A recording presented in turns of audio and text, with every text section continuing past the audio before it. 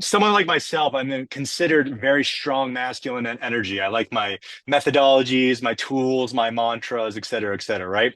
With this, there's a caveat. There's an expectation and an ability to not surrender. And it's almost like you're playing God, and that's probably like the worst thing you want to do with this process. For someone like myself who has that strong masculine energy, who needs to practice their femininity per se to learn how to surrender, how to expect an outcomes, like what would you recommend? Do you know what I'm saying? Yeah. Yeah. Yeah. So in terms of yoga, for example, there's different paths of yoga. So there's the yoga of knowledge.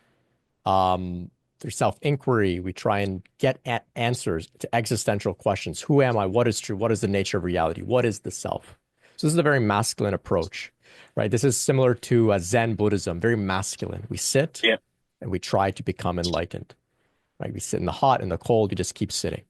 Yes. I invite you to explore the feminine paths, which are the paths of devotion. They're emotional. This is where prayer, chanting, reverence for nature, listening to devotional music, this is how we tap into the feminine part, which is the heart, the path of the heart. And so, not that one is better or worse than one another, is they're balanced, they complement each other. But with this process, what I've observed is that it it requires a degree of devotional relationship with some sort of higher power or God. And Okay. that's not intellectual at all. There's nothing to process intellectually. There's no methodology. It's just the relationship itself is the goal, is the end. So just see if you can move into any states of prayer, chanting, etc. Reverence for art, because the art comes from the same place as the feminine. So beautiful music, paintings, theater, all these types of things as well can help you to get in touch with this feminine side. And it is absolutely the best part of being alive here. I feel because this is a feminine world. The masculine is the pure awareness and whatever. The feminine is all that we see all around. This is Shakti's dance, and to be part of it is incredible.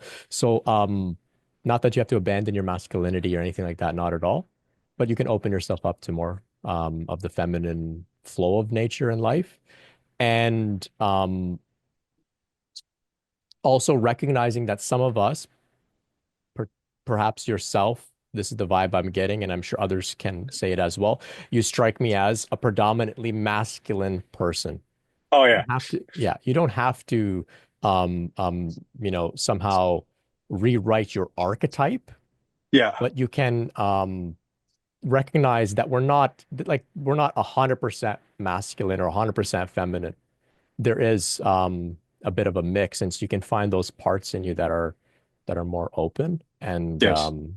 cultivate them. Yeah, I just feel like there'd be more progress or more there'd be more progress if I added that feminine aspect into my for sure. practices for sure and who I am as an individual. Yeah, Anyway, yeah. thank you for your response No, yet again. you're so welcome. It's a great question. It's a great question.